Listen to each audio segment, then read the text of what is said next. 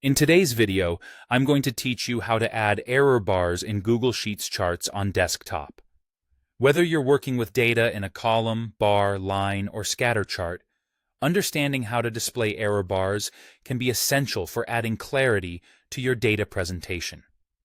We'll take it one step at a time, making sure everything is clear and easy to follow.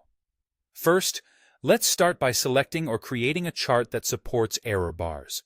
If you don't already have one, now is the time to create it.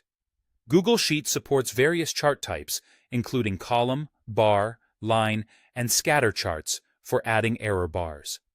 Once you've ensured that you have one of these charts, you're ready to move forward. To open the chart editor, simply double-click on the chart. Alternatively, you can click on the three-dot menu on the chart itself and select Edit Chart from the drop-down. This action will bring up the Chart Editor panel where we will access the settings we need. Now, to begin customizing your chart, you'll want to head over to the Customize tab within the Chart Editor. This is where all the personalized tweaking happens.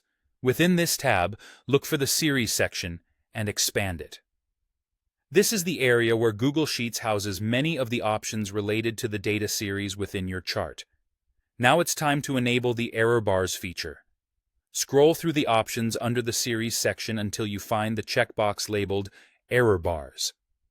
Once you locate it, go ahead and check the box to enable it. This action will reveal a type drop-down menu, allowing you to select the kind of error bars you want to use. You have three options for the type of error bars you can add to your chart: constant, percent, and standard deviation. If you choose constant, you'll need to input a fixed numerical value, which translates to the same error bar size for every data point in your chart. If you opt for percent, simply enter the percentage you desire. For example, entering 10% will apply an error margin of plus or minus 10% to each data point. Finally, there's standard deviation, which is ideal if your goal is to reflect the data variability within your dataset. After deciding on and selecting your preferred error bar type, you'll need to enter the corresponding value in the Value field that appears.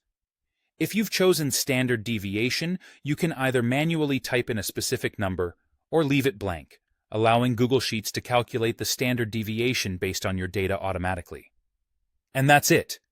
You've now successfully added error bars to your Google Sheets chart, adding an extra layer of analysis to your data visualization.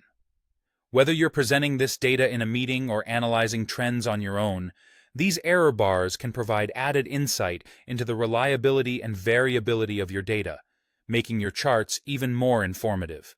Happy charting!